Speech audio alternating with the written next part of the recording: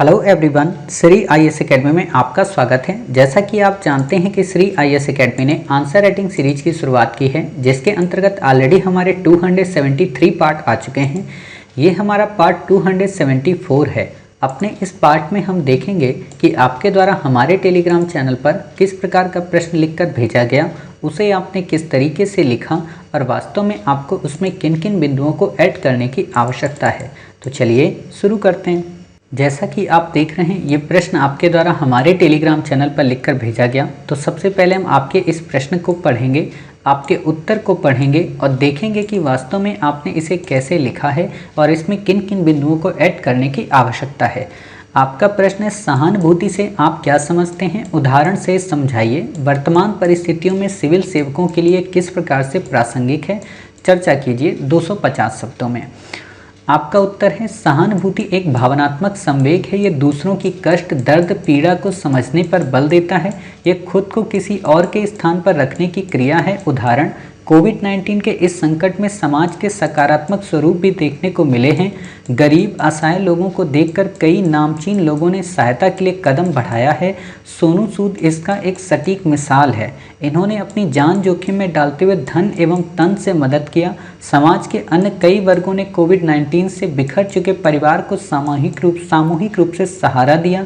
Civil सेवाओं में इसकी प्रासंगिकता इस प्रकार है। अभिजात्य वर्गीय मानसिकता के कारण सहानुभूति एक आवश्यक है। समावेशी विकास की दिशा में लक्षित आधुनिक प्रशासन में सहानुभूति अधिकारी समय की आवश्यक है। यह एक ऐसा उपकरण है जो लचीलेपन को बढ़ाएगा, जैसे जनजातियों में कुछ प्रथागत मूल्य सरकारी नियमों के विपरीत हैं। ऐसे में सहानुभूति तारणहार है। एक विविध देश में जहां बहुत से लोग गरीबी से त्रस्त हैं, लोक सेवकों को समर्पण के साथ काम करने में सक्षम बनाया जाएगा। सार्वजनिक सेवाओं की दक्षता में वृद्धि करेगा। लोक सेवकों के बीच भ्रष्टाचार में कमी व पारदर्शिता को बढ़ावा मिलेगा। एक मजबूत व अच्छी कार्य संस्कृति को सक्षम करेगा। इस संदर्भ में गांधी जी की सलाह किसी को भी जो संदेह में था कि कोई कार्रवाई अच्छी थी या नहीं, देश के सबसे गरीब व्यक्ति की स्थिति में खुद को रखना और ये देखना कि कोई विशेष नीति और कार्यक्रम उस पर कैसा प्रभाव डालेगा, ये काफ़ी प्रेरणात्मक विचार है। आपने कोशिश की है लिखने की, लेकिन वही है ना कि वो बन नहीं पाया। यानी कि हालांकि नॉर्मल तरीके से सामान्य अभ्यर्थी जैसा लिखना चाहेंगे वैसा आपने सही लिख दिया है, लेकिन विशेषीकृत इसको कैसे बनाना है वो तो आप हमारी जब क्लास इथिक्स की 1 जून से जो शुरू हो रही है वहाँ पे जब करेंगे तो आप समझ जाएंगे। बट ये है ना कि अभी हम इसको बता दें आप कैसे लिख सकती हैं। देखो, इथिक्स में एक स्कोप होता है। आप जो कुछ भी देखते हैं रोज़ मीडिया में उसको आप ऐड करें, और ये तभी ऐड हो सकता है जब आपको हर एक शब्दावली से रूबरू हो। जब हम आपको इथिक्स पढ़ाएंगे तो हम पहले आपको इन शब्दावलियों से ही रूबरू कराएंगे कि सहानुभूति का क्या मतलब, करुणा का क्या मतलब, दया का क्या मतलब, पीड़ा का क्या मतलब, अभिवृत्ति का क्या मतलब। ठीक है, इन सारी चीज़ों को वहाँ कराएंगे। बट अभी हम ये सहानुभूति को देखते हैं। तो सबसे पहले आप क्या करें, सहानुभूति का एक सामान्य परिचय दे दें कि सहानुभूति एक भावनात्मक संवेग है जो दूसरों की कष्ट, दर्द, पीड़ा को समझने पर बल देता है। यह खुद को किसी और के स्थान पर रखकर क्रियाओं को संपादित करने में सहयोग की भूमिका निभाता है। वर्तमान संदर्भ की अगर बात करें तो सिविल सेवकों के लिए काफ़ी प्रासंगिक हो जाता है। जब देश में आमजन काफ़ी पीड़ादायी स्थिति में हो, तब सिविल सेवक उस पीड़ादायी जन को अपने आप में वर्ण करके समस्या का अगर समाधान करने की कोशिश करता है तो न केवल इससे प्रशासन का उत्तरदायित्व तो सुनिश्चित हो पाता है, बल्कि उस व्यक्ति को कल्याणकारी राज्य की अभिभूति भी हो पाती है। क्लियर? लेकिन हाल ही के कुछ घटनाक्रमों ने, जिनमें से हम देखते हैं कि कई बार कई अधिकारियों के द्वारा आम जन के सब्जी के ठेले को कानूनी कार्यवाही बताते हुए रोड पर गिरा देना, कई बार आम जन को थप्पड़ मारना सिविल सेवकों के द्वारा कहीं ना कहीं उनकी सहानुभूति की कमी को प्रदर्शित करता है। इसीलिए सरकार ने हाल ही में कर्मयोगी मिशन के अंतर्गत ये बात अभिकल्पित करने का प्रयास किया है कि हर एक सिविल सेवक के अंदर सहानुभूति के गुण अवश्य होना चाहिए, ताकि वो समाज की संवेदना को समझकर नीतियों का उचित ढंग से क्रियान्वयन कर सके और नए भारत के संदर्भ में हमारे जनमानस को एक तरीके से गढ़ने का प्रयत्न कर सके। आप ये बातें यहाँ पे बता सकते हैं। वास्तव में यहाँ पे एग्जाम्पल करंट से देना है। यहाँ पे सहानुभूति में आपसे आम जन का नहीं पूछा है, सोनू सूद का काम पूछा है आपसे सीधा दे दिया ना सिविल सेवकों के लिए। कहने का मतलब जब सिविल सेवक की बात आती है तो ओरिएंट रहना है सिविल सेवक में। जब हम आपको सहानुभूति पढ़ाएंगे ना तो वहाँ पे हम 3 लेवल पे पढ़ाएंगे सहानुभूति, यानी कि पूरी इथिक्स ही 3 लेवल पे पढ़ी जाती है। जब इथिक्स में कोई टॉपिक आता है तो उसका ये पढ़ा जाता है कि इसका समाज पे क्या इफेक्ट है, इसका देश पे क्या इफेक्ट है, इसका उस सिविल सेवक पे क्या इफेक्ट है। तो ये 3 चीज़ें वहाँ हम पढ़ेंगे हर एक टॉपिक में कि जो ये सहानुभूति है इसको अगर हम मीडिया में डाल दें, इस सहानुभूति को अगर हम पॉलिटिकल लीडर्स में डाल दें, इस सहानुभूति को अगर हम संसद में डाल दें, इस सहानुभूति को अगर हम समाज में डाल दें, इस सहानुभूति को अगर हम सिविल सेवकों में डाल दें, तो क्या इम्पैक्ट पड़ेगा उस सोसाइटी में, उस कंट्री में, उस पर्सन में। ये चीज़ें बतानी होती हैं, ठीक है। तो आप कोशिश करिए कि ऐसे आप लिखें। आपकी हालांकि लैंग्वेज बहुत ही अच्छी है, आपने जिन वर्डों का उपयोग किया, अभिजात वर्गीय, समावेशी, ठीक है, यहाँ तक कि आपने तारणहार, ये वर्ड काफ़ी अच्छे वर्ड आपने यहाँ पे चुने हैं।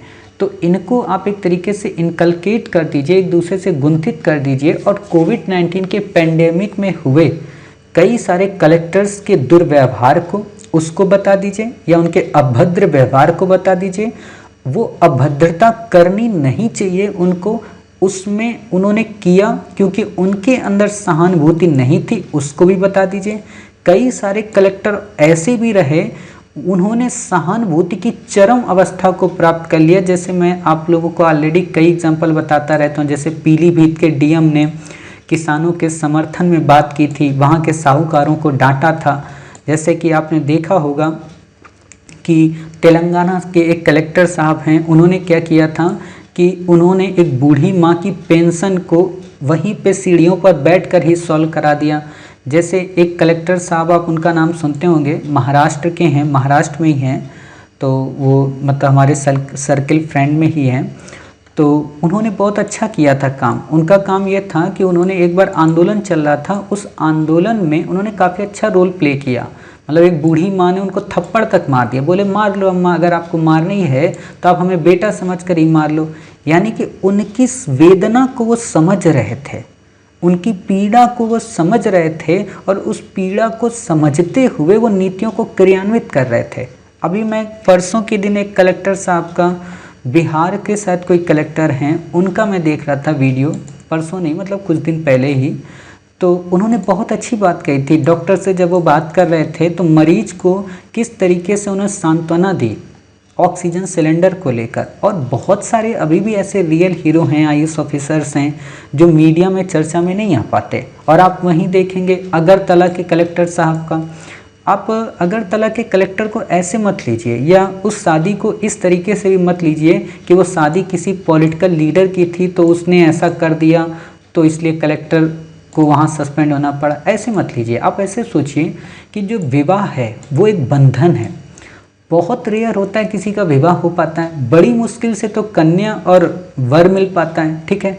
अगर वो कन्या मिल गई, वर मिल गया और वर वधू का अगर उस दिन संयोग होने जा रहा है तो उस संयोग में अगर कानूनी हिसाब से अगर 1 घंटे हम ज़्यादा लेट हो गए हैं तो वहाँ पे इतना विकराल रूप नहीं धारण करना चाहिए कि हम पूरी की पूरी शादी ही उस दिन तोड़ दें। भाई विवाह एक सामाजिक परंपरा है, समाज का ताना बाना है। उस समाज के ताने बाने को तोड़ने का प्रयत्न मत करें, क्योंकि आप भी एक वैवाहिक जीवन जीकर आए हैं, आपकी भी कोई अर्धांगिनी है, आपका भी कोई पुत्र है। तो आप दूसरे के परिवार को खंडित कैसे कर सकते हैं? आप तो वसुधैव कुटुंबकम के विचार पर आधारित हैं और आप किसी का परिवार ही खंडित करने जा रहे हैं। हाँ, आप वहाँ जाते नॉर्मल तरीके से, अगर आप में सहानुभूति होती, आपने अगर वैवाहिक स्थिति को देखा होता, एक पिता भले कितना भी रईस पिता हो, आपने देखा होगा अंबानी भी इतना रईस है, जब अपनी बेटी को ब्याह रहा था तो रो रहा था ना, उसके भी तो आंसू निकले। ऐसा थोड़ा ना होता है कि अंबानी के आंसू नहीं निकलेंगे, जा बेटी जा तेरे को तो जाना है, ऐसा थोड़ा ना कहेगा। हर एक पिता अपनी बेटी को बड़े लाड प्यार से पालता है, और भले ही वो पूरे जीवन लड़ता रहे अपनी बेटी से या बेटी पिता से लड़ती रहे, लेकिन वो जो विदाई का टाइम होता है ना, वहाँ पे जो मार्मिकता होती है वो रियलिटी होती है, ठीक है। क्योंकि उस दिन बेटी को एहसास होता है कि सच में पिता क्या था, परिवार क्या था, हमारा घर क्या था। आप में से कई सारे लोग शादीशुदा जीवन व्यतीत कर रहे हैं, तो आपको खुद ही याद आता होगा कि हाँ वो घर मेरा कैसा घर था, ठीक है।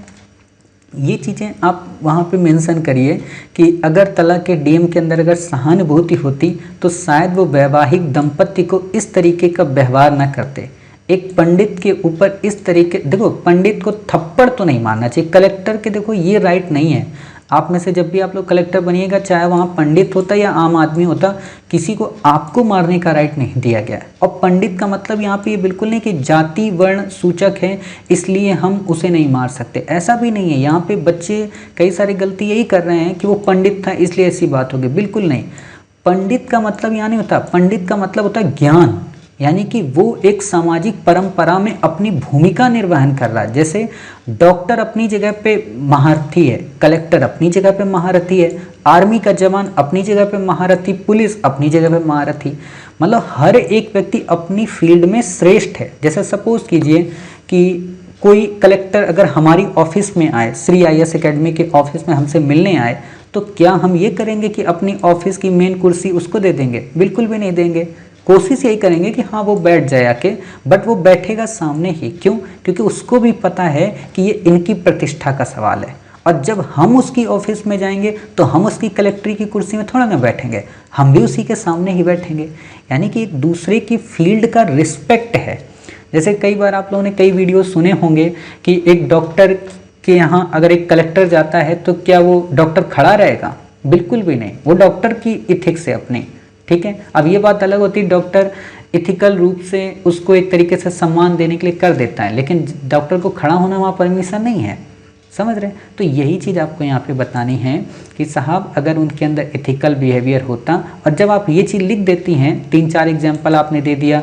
आपने देखा होगा कई सारे कलेक्टर क्या हैं, देखा होगा कि जब एक वीडियो ऑफिसर, शायद लेखपाल या वीडियो जो भी हो, मुझे कंफर्म नहीं है, उसने जब एक ठेले को पूरा गिरा दिया तो कलेक्टर का फ़ोन गया था उस वीडियो के पास कि आप अपनी पूरी पेमेंट जो इस महीने की होगी, उस पेमेंट का जितना भी हिस्सा आएगा उसकी ठेला बनवाने में, उसकी सब्जी का जो लॉस हुआ वो इन सब को फुलफिल करने में भरेंगे।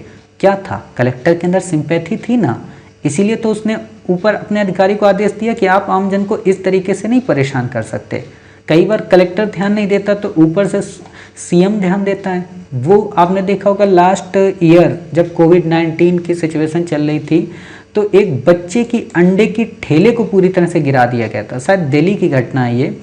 तो दिल्ली में जब उसकी अंडे के पूरे ठेले को गिरा दिया गया और वो अकेले ही अपने माता पिता का परिवार पालन पोषण करता था, तो कितने ज़्यादा हाईलाइट हो गया इशू। ये क्या था? सिंपैथी की कमी थी लोगों में। तो आप इन चीज़ों को बता सकती हैं, क्योंकि आजकल अधिकारी बड़े दुष्टता दिखा रहे हैं। आप लोगों की बात अलग है। और एक बात और बताएं, 2014 के बाद से जितने IAS ऑफिसर जा रहे हैं ना देश में, उनमें अगर 1-2 को हम छोड़ दें अपवाद स्वरूप, जैसे एक थे IAS ऑफिसर जो कि इथिक्स के पेपर में ही नकल करते पकड़े गए थे, है ना, तो ये एक अद्भुत चीज़ हो जाती है। तो अगर उनको 1-2 को छोड़ दें तो बाकी जितने भी IAS ऑफिसर जा रहे हैं, चाहे टीना डॉबी जी हों या फिर अग्रवाल साहब हों, अत्तर आमिर साहब हों, ठीक है, या फिर सृष्टि देशमुख हों, कोई भी हो, जितने भी लोग हैं, निशान जैन सर हों, जितने भी लोग इस समय कलेक्टर बन के जा रहे हैं, इनके अंदर एथिक्स बिल्कुल गुथी हुई है। तो ये बैलेंस अप्रोच के साथ वर्क करते हैं और सोसाइटी को अपने साथ कॉम्प्रीहेंड कर लेते हैं, कॉपरेशन के माध्यम से बिना हाईलाइट हुए वर्क को प्रमोट करते हैं। और बाकी जो पहले के IAS है ना, वो कलेक्ट्री के रुआब में जीते हैं। हालांकि आप लोग कलेक्ट्री के रुआब में नहीं जिएंगे, ये हमें पूरी इसलिए उम्मीद है क्योंकि आप हमारे साथ जब इथिक्स पढ़ेंगे तो इस चीज़ में तो हम आपको बिल्कुल ट्रेन कर देंगे कि आप सिंपल लिविंग और हाई थिंकिंग पर ही अपनी तैयारी कर पाएंगे। क्लियर? तो आप ऐसे इन बातों को मेंशन करें, और वास्तव में क्वेश्चन आपसे इसी चीज़ को पूछा गया है तो आपसे ये उत्तर और बेहतरीन हो जाएगा। ठीक है, मिलते हैं फिर आप ही के द्वारा भेजे गए एक नए प्रश्न के उत्तर के साथ। तब तक अपना ख्याल रखिए और स्वस्थ रहिए।